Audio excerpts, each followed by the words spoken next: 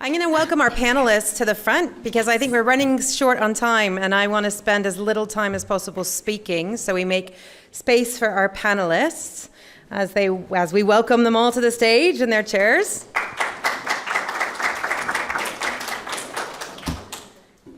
We got one more coming. It's all right. Yeah, I got it. So we're here today to talk about how humanitarian action, humanitarian aid, which for those of you who are sort of the unbaptized, is basically emergency response, life-saving aid in times of crises. I'm sure you can think of multiple crises around the world at this very minute where they are experiencing life-saving changes and life-saving threats, life-threatening issues. So we're here today to talk about what challenges there are and what opportunities there lie within adopting AI as a technology to improve, as Hind was saying, some of those efficiency gains, those promised efficiency gains from humanitarian aid. And I'll turn to our panel first, to Paola and Katya and Paul, to have them speak to the first question, which is basically, how have your agencies used AI? And what's the sort of one big takeaway, or what's the one thing you would want to communicate to our panel here today? And as you make your first remark, please do introduce yourself to the group as well. Sorry, Paola, if you'd like to go first, yeah. Nice. Nice to meet you. Paola, working for the International Federation of the Red Cross and Red Crescent Societies. We are Netherlands Red Cross, Colombian Red Cross. We are around the globe. And so when we said, okay, how can we improve our impact? It's really how do we improve our response? How do we improve our engagement with communities? How do we improve the development of each one of our local agencies, national societies? That's the name that we have. And we have a very specific example in which we have used this intelligence that we have gathered through the years, through these different locations that we have to respond to emergencies, accessing to the learnings that we get from all that process and kind of serving in it at the beginning of an operation, at the beginning when we are planning an operation. So we have, we know that it has been used broadly, but we have the specific example of Dominican Republic, where they have, they're responding to emergencies, they have documented this, and by this project that extracted automatically these learnings and that classified them to understand where we should kind of prioritize our next actions, they said, okay, there are these two blocks that we need to improve. For the next operation, there was higher investment in those two areas. And then, there was a better response, and that's kind of the goal that we have. Key takeaway is that, although, AI is just one part, like the technical part, but it's very important to have the consultation of actually what are the needs that the stakeholders have. And for example, for us, we did this consultation process of, okay, technically, it's relevant to get learnings from past operations and have it for when we are going to plan a new operation. That's great. But which is the shape of that? Which are the requirements of that solution? And we had two requirements. One was we want that the solutions that you do are automatically served, already digested with human validation. And if you realize that's kind of a paradox, so you want something that is already well processed with human quality, but you want it now. And we said, okay, how can we try to find a solution for this? So we tried to find a solution to have data that has been created according to a solid humanitarian analysis framework and serve it automatically as a summary to the users. So consultation is kind of very important, and understand the context in which you are applying this. Great. We talked about public and community consultations and the responsible AI track yesterday, and I think Helen's going to come and touch on some of that as well. Katya, how about you? Thank you, Sarah. Hi, everyone. It's a pleasure to be with all of you. Thank you for coming to this panel and packing this this room. My name is Katya Klinova. I work for the United Nations for a group called UN Global Pulse, which is the Secretary General's Innovation Lab. So in the context of this panel, I think it's important to clarify that our team, we're not humanitarians. We're not in the field providing aid to people, but we do serve humanitarian organizations from across the United Nations and outside as well, with tools and capacity whenever they need, data science, privacy specialists, on hand. We in particular build tools to help humanitarians understand the situation on the ground once a disaster strikes. Our flagship initiative is called, around AI, right now it's called DISHA. It stands for Data Insights for Social and Humanitarian Action. And it is actually an open coalition of platforms. It's led by UN Global Pulse, but it includes a lot more organizations, humanitarian and development agencies first and foremost, technology and data providers, and philanthropists who make the whole effort possible. And for us, humanitarian partners, they play a very special role. They are not just the users of our products that we build, but they're so much more than that. They really are co-designers and co-authors. They make sure that whatever we build is both necessary and justified in terms of the needs on the ground, but also is really informed and grounded in a first-hand understanding of the sensitivities of the context where it's going to be used and deployed. And in our reality, this is always very sensitive context, and it's always we approach that with a lot of humility. And the point about consultations for us is absolutely critical as a team of data scientists who are not on the ground there. And let me give you a quick example of a recent tool that we just announced at the Summit of the Future a couple of weeks ago.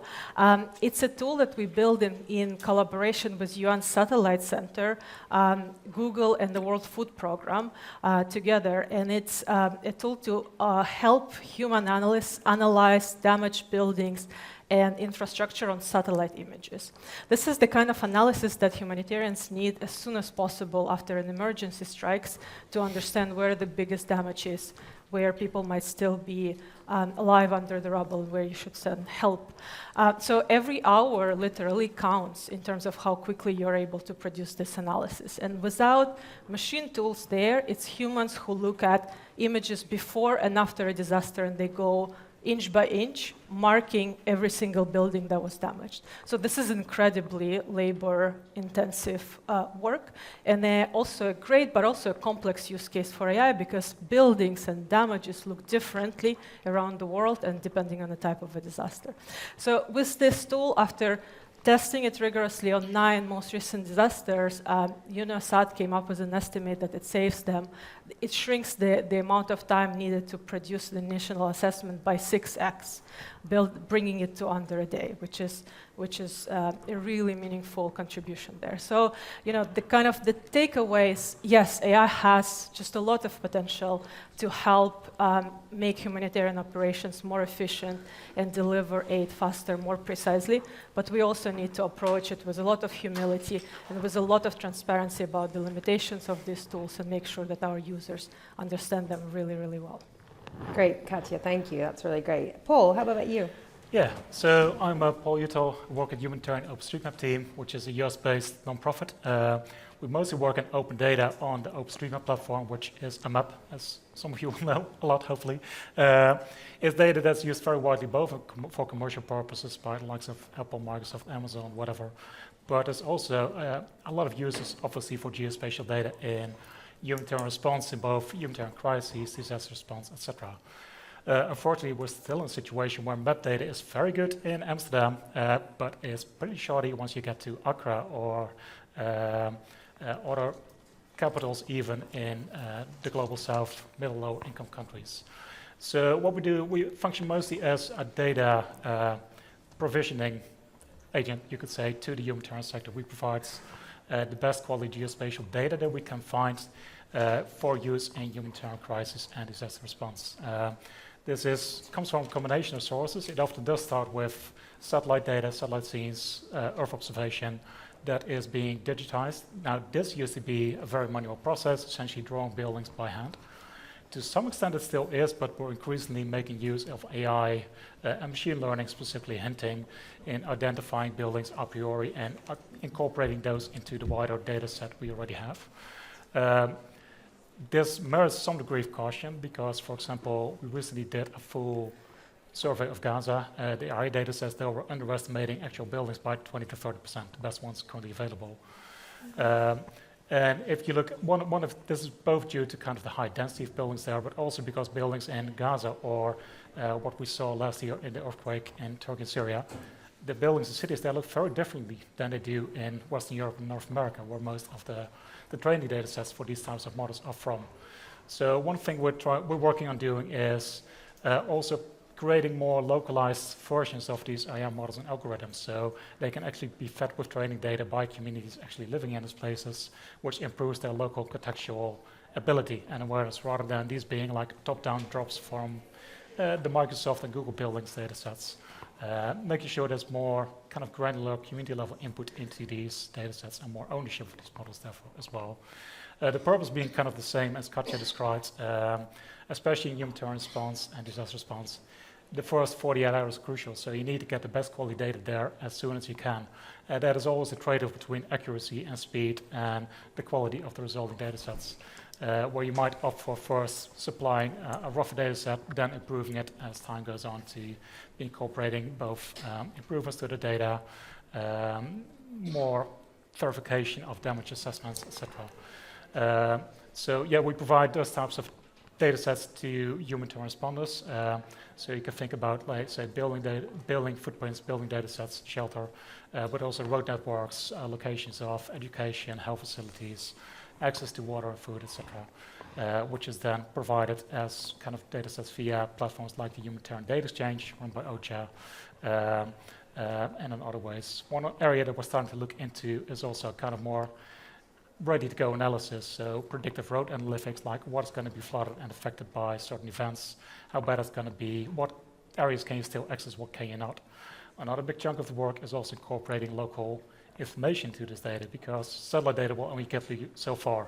It will tell you where people are, but it will not tell you the names of the villages, how to get there specifically, how you can navigate there and actually reach the right place, and not the same, a village with the same name, but 40, 50 kilometers away.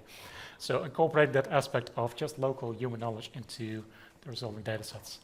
So I've highlighted the ML components, predictive analytics, also working with the folks at the Humanitarian Data Exchange to figure out, like, how can we make data easier to use and access. It's still, the GS data is still somewhat technical, so there's ways we can also utilize probably LLMs and that type of technology to make data much easier to use and access and build kind of ready-to-go analytics from, instead of like having to download geo packages, needing GIS software to create some usable analysis and decision-making data out of that. So 3 areas that we're currently working, either have incorporated that or exploring. Great, thanks. There's already some interesting things that are being surfaced here around improving efficiency, and in my mind, it always leads me to another question, which was, what does efficiency look like and for whom? Where are the benefits being reaped in terms of efficiency? And for humanitarian action, people are very concerned about where the power lies and where the agency lies, and whether it's shifted back to big humanitarian agencies that sit in the global north, or whether we are doing enough to translate the power of the tools in our toolkit, like AI, to local first responders in disaster-affected and crisis-affected communities. The second one is a question really about sort of democratizing the outputs of those models and consulting with communities. I know, Helen, you guys have done some really interesting work around community participation and community consultations, which I hope you'll share with us, and also maybe some reflections on what works, where the priorities should be in sort of life-threatening situations where time is of the essence. Thanks, Sarah, and thank you, everybody. I'm very excited to be here and welcome having the opportunity. Just to explain, CDAC network, sorry, we have an acronym, another acronym, stands for Communicating with Disaster-Affected Communities. And we were set up about 15 years ago by journalists and aid workers who felt we needed to protect the information environment and spend more time trying to be accountable and shift the power within the sector.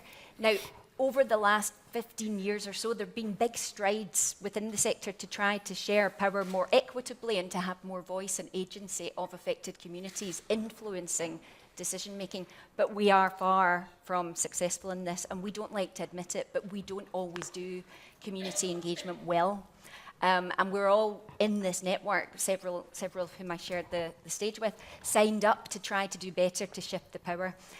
Now, we were going along to a lot of these meetings and looking around and saying, well, who's not in the room? And it's certainly not the people that are affected by crisis. Their voices very rarely made it into these sorts of spaces. So for want of a better solution, we tried to do some community engagement consultations with quite accessible young people in northern Kenya in Kakuma refugee camp earlier this year, and these guys were hungry for this conversation. It checked a lot of our assumptions that we know this stuff is too complicated, it's too hard, we can't have these sorts of conversations because people just won't understand what we're talking about. And we managed to do some of the hard graft of figuring out how you translate these big concepts and the trade-offs that are involved in order to have meaningful exchange and meaningful encounter during these dialogues. It's not easy, but it is doable. And we were then able to take some of that up into some big policy spaces and make noise about the fact that we need to do better on this. And we are looking to see quite a bit more coming out. And as you've heard from all the panelists, if we get community engagement right around technology, it's not just the right thing to do. It is obviously the smart thing to do. That lived experience, that local knowledge will improve your data set. It will make you more accountable. It will buy in the community. And they'll also be able to tell you when you're just getting it wrong. And then you can course correct very rapidly. At the moment, we're not quite set up for that. So I would like to advocate that in principle, we always inform the communities that we're working with when we are applying tools that are going to affect them in situations of crisis and conflict. And that should be our default principle that we sign up for. We are informing people and we are setting up systems for redress and accountability. That's a work in progress. And then secondly, we should be keeping the common humanitarian principle of do no harm at the center of our thinking, and continually coming back to that. You mentioned a lot of the rapid onset emergency work there, and there's huge progress, and we're seeing really good stuff on AI use cases there.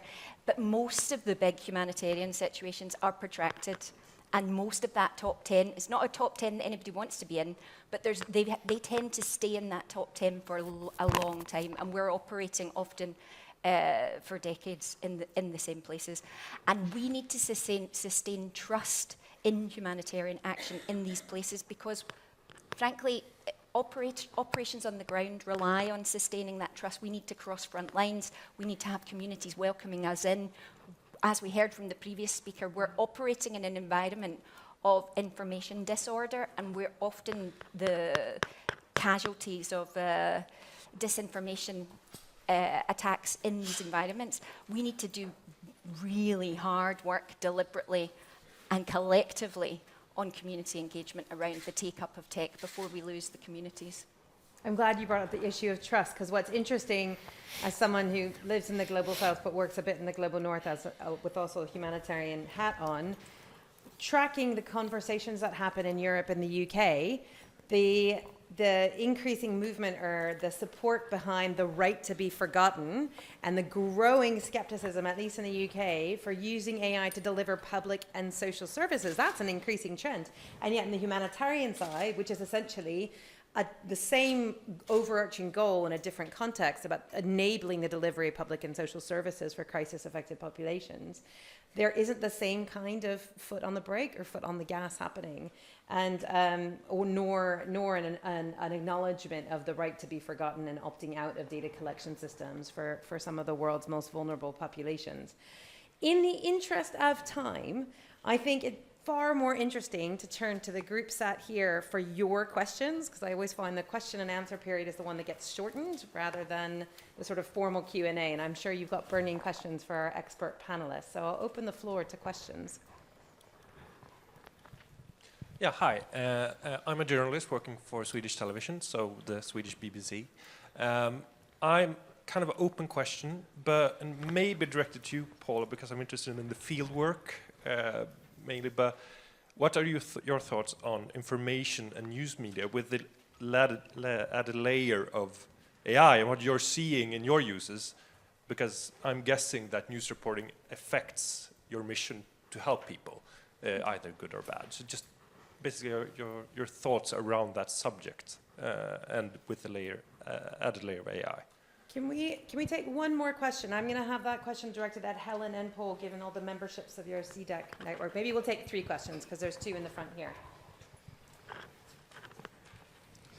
Yes, thank you for the talk. My question is the following. Since in Europe we are having all these problems, and we thought we have a solution just since last month, we have the Service Act, Digital Service Act in place, and if that is actually working, then you have, like in the United States, the red button, you know, like, okay, you are private, but when you need help, and afterwards we look if we abuse the data of it.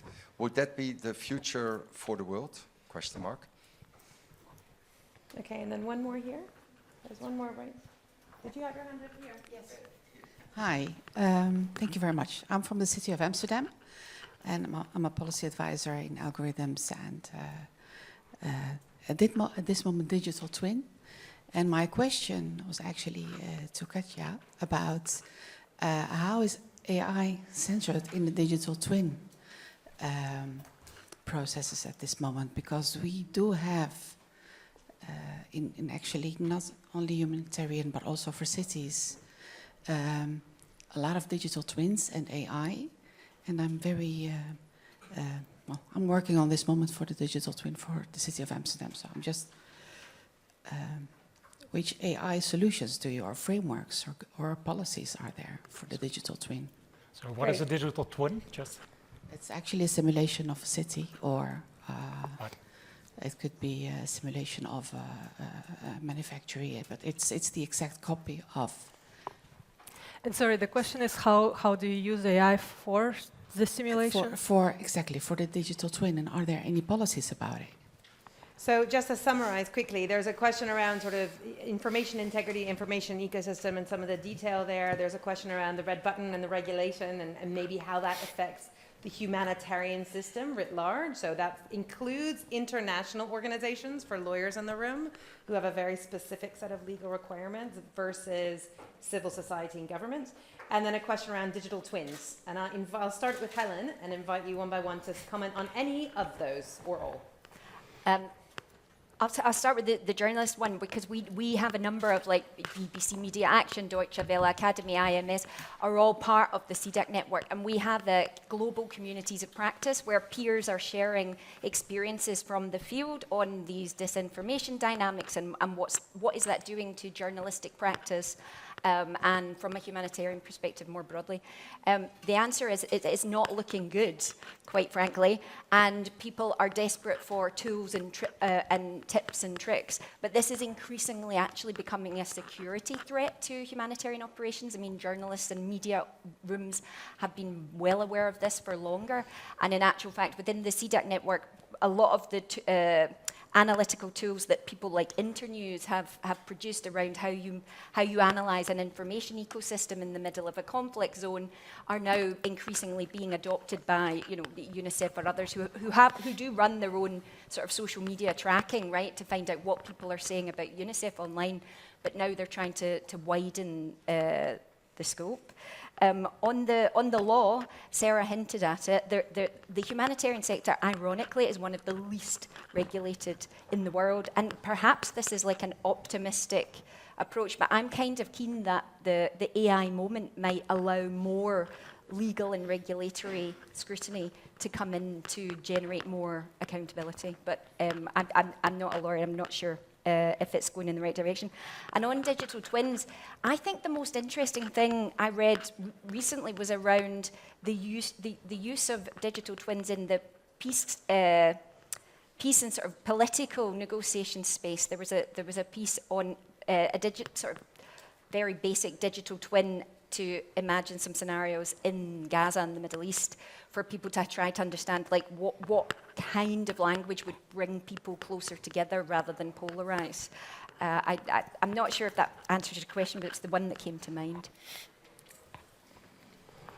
All right. Yeah, on the first question, I think we're dealing mostly in open data, so we're definitely kind of we want people to be able to use and find the data, but making it much easier to analyze and access data also maybe compounds the threats of misuse of data, because there's now ability to analyze multiple sources of data in conjunction with each other for folks that might not have been able to take advantage of that before. So we do see some risk there. We do run quite extensive, say, protection assessments on what type of data we put out into the open and what we don't, but it's something that we definitely need to incorporate into that more fully, also because we're not necessarily aware of maybe all technological advancements and what types of data could you combine to be creating kind of compound threats, to be able to identify suddenly where you were before, now are able to identify ethnic minority groups or those types of populations which are even more vulnerable in humanitarian crises. So yeah, mostly a lot of concerns on our side, I'd say, around that, and what we need to be taking into account now to ensure data is going to be safe in the future as well. And that kind of plays into kind of this big red button. Yeah, that's a bit of a smoke and donuts if your homes have just been bombed, essentially. So it's a bit too late if you could press a big red button after harm has already been done. I do feel, aside from the lack of regulation, that there are some good frameworks in the humanitarian space, such as I think NetWar is doing work on an AI code. The signal code, I think, is still quite applicable also to both information protection and also to AI type data sharing. But there does need to be, I think, a lot more scrutiny on also the types of how do people even know they're being subjected to AI models taking decisions about their lives? Because right now, a lot of also currently the humanitarian agencies work as a bit of a black box. UNHCR takes decisions for people like Kakuma, have been doing that for decades, but people are not necessarily aware of like why decisions are made. There's a lot of bias currently in the process, and we do need to ensure that it doesn't carry over into AI systems and make this even more of kind of an opaque black box, which is taking decisions about people's lives without them being aware of what's being done for what reason, without there being accountability and transparency on these models and frameworks. So yeah, there's definitely a huge challenge there. There's already a big problem there, and we do need to make sure it doesn't compound with the advent of these type of technologies. Just to jump in before Katya responds, I think there's an interesting test here for the humanitarian community is to measure compliance with GDPR, which has been in place for a long time. Yep. Spoiler alert, I don't think it's that great. GDPR is no longer existing, so don't mention it anymore. Act is existing. Okay, DSA, okay. Yeah. But even before then, the point is that looking at global standards and global touch points on data protection, I think that the track record was diplomatically very mixed. Katya. Yeah, on digital twins, I'm super curious about how you're using it for the city decisions. We're not currently using digital twins, so I'm not very familiar with like any regulations that would be specific to that.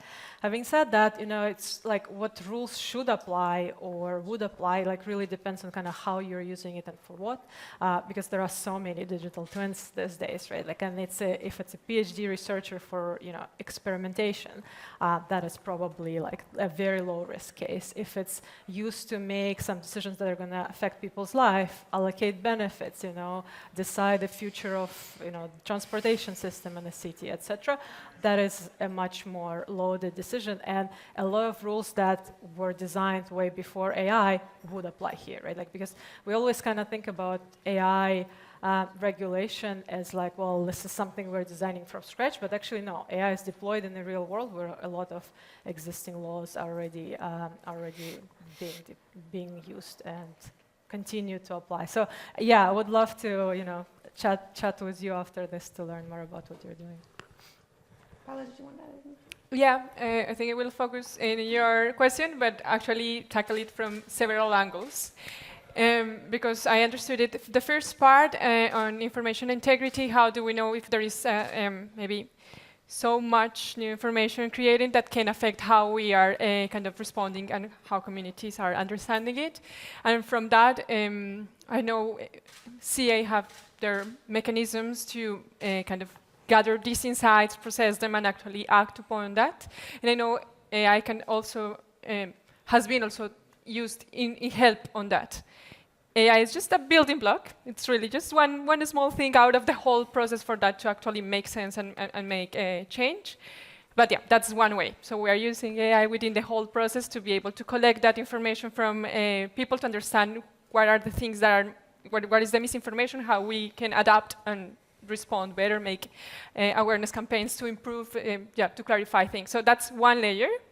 Then there is the other part that I would like also to mention, and is how our national societies are kind of how do we do to collect information on which are the needs, and that happens in each response, in each field, that we do needs assessments. And as Red Cross, we have the structure of national societies, so Netherlands Red Cross, and then we have branches that are very locally, that are there all the time. So they are the ones that actually go and deploy and make the questions and say, okay, what is that we need? So I think it's lovely that we still have that mechanism to have primary data collection. So now we have tools that allow us to access secondary data sources at a scale very fast according to what we need, but we still have always this mechanism to get these first needs, so that ideally we are not so biased necessarily to our response. So that's a second layer that I would like to respond. And a third layer that I would like to share as well is how different national societies have used AI in general to respond to their actions that they do. So satellite imagery is one classic use, damage assessment with satellite imagery. It's one kind of clear use case. But we have as well classification tasks, just according to be able to process and structure data. We have, for example, reforestation, that some national societies do these reforestation campaigns, so just mapping and understanding which will be the best places. And there are different really activities of AI to help our national societies to do the role that they do. I think one pattern that I have noticed in most of our national societies is that they work with they do local partnerships with third-party providers on AI. And I think that's very nice, because usually we don't have enough resources to have a whole team in-house to develop AI. So I really like that our national societies kind of are in this place that they can identify which is the opportunity for what it will be useful, and then really tap into the potential of, okay, we are here, we are very close with the communities, we have an auxiliary role with our governments, and just articulate that as a tool, just one part of the whole thing. And so different layers kind of related with your questions. Great, thank you guys. I think we're running close, bumping up against time, but I think we've covered a lot of ground in 30 or so minutes, including sort of using AI to accelerate delivery and planning, and addressing chronic crises as well as new emergencies, getting these deeper insights through multiple data sets with higher rates of accuracy and speed, but perhaps at the risk of effective or meaningful community consultations, just like the people who are the frontline responders. How are we making sure that that information is still privileged and prioritized, as well as the sort of satellite level helicopter view of image of a disaster? And then, as ever, AI is one solution in the toolkit, even though it becomes a bit of a Maslowian hammer. It's not the solution to all things in all contexts. And so I think our panel really did a good job reminding us of that. So if I can ask you to please thank our panel with a warm round of applause.